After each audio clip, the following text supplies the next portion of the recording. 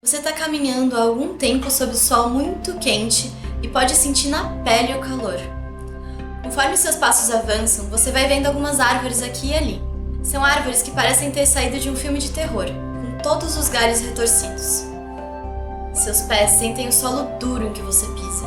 Há muitas pequenas pedras pelo caminho, e o terreno é muito inclinado. Você olha para cima e vê que está quase no topo. Mais alguns passos e... Uau, que vista incrível! Você está num platô e pode ver o Vale Verde lá embaixo. Esplêndido! Passado um momento de fascinação, você começa a reparar no que tem ao seu redor. Logo, você vê uma planta esquisita, baixa, mas com um tronco razoavelmente grosso, e ela está florida. Você acha aquela planta muito bonita e abre um aplicativo de reconhecimento de plantas no seu celular. Por algum milagre do universo, tem sinal. O aplicativo processa a foto da planta. É uma canela de ema, da família Velociaceae. Você descobre que essa família é muito comum no cerrado e que essa planta tem uma resina especial. Ela ajuda a planta a queimar. O quê? Queimar? Oi, eu sou a Pina e hoje eu quero contar para vocês um pouco mais sobre como as plantas sobrevivem ao fogo no cerrado e como elas dependem dele. Se você viu o vídeo anterior, sabe que o cerrado depende do fogo e que o fogo faz muito bem para esse bioma, nas devidas proporções. Se você não viu, dá aquele pause e clica aqui na tela em algum lugar que vão deixar o botão, que super vale a pena.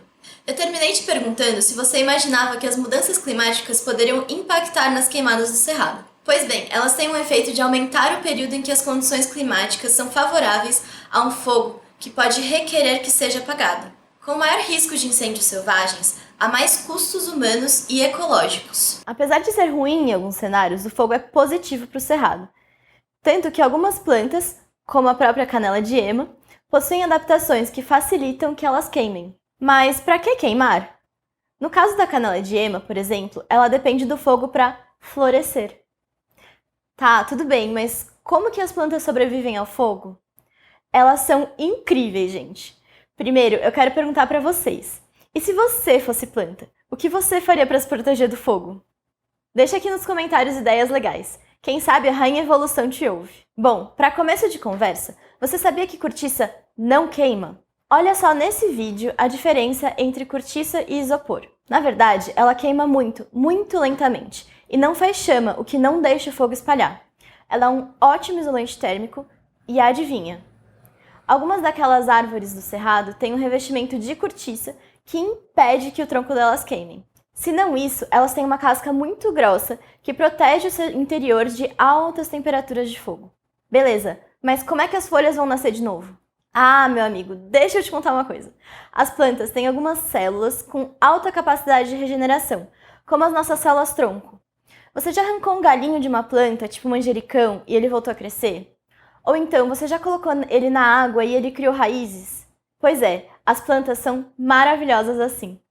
Essas células ficam aglomeradas em lugares específicos dentro do corpo da planta e em umas bolinhas, chamadas de gemas. Inclusive, esse é um dos motivos pelos quais quem vai podar uma planta precisa saber fazer direito. Pois bem, lembra do tronco que não queima?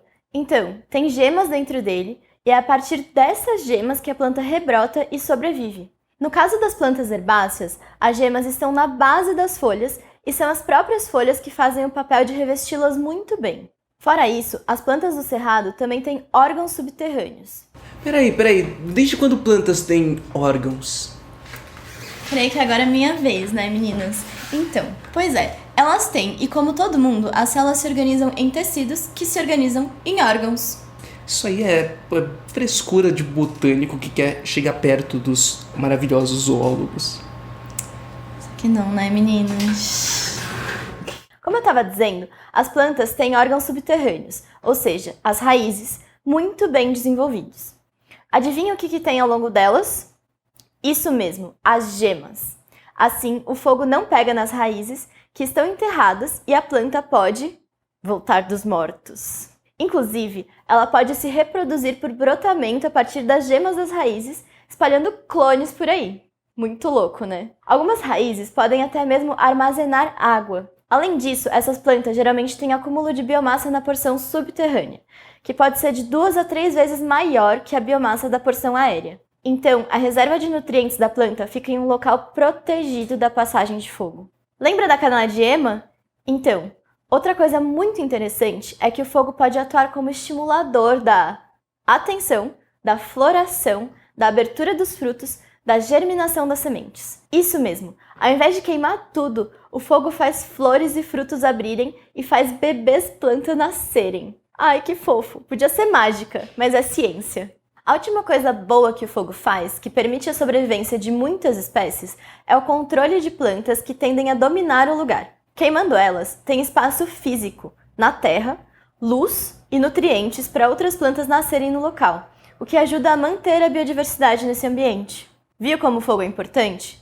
No Brasil, a maior parte dos diferentes subtipos de cerrado são ecossistemas pirofíticos, pois evoluíram sob a influência do fogo e dele dependem para manter os seus processos ecológicos. Como ele ajuda a manter diferentes subtipos de cerrado, ele é inclusive um dos responsáveis por esse bioma ser considerado um hotspot de biodiversidade. Isso significa que lá há muitas espécies muitas vezes não encontradas em nenhum outro lugar do mundo. E, por outro lado, que é um bioma muito degradado, pelo menos 70%, pela ação humana, com a retirada da vegetação para estabelecimento de pastos e agricultura. Eu não sei você, mas eu acho muito louco e muito lindo como algo que pode ser destruidor acaba, na verdade, contribuindo com um bioma tão rico e bonito como o Cerrado. Comenta aqui embaixo o que você achou mais legal que as plantas têm para se proteger do fogo. Até a próxima!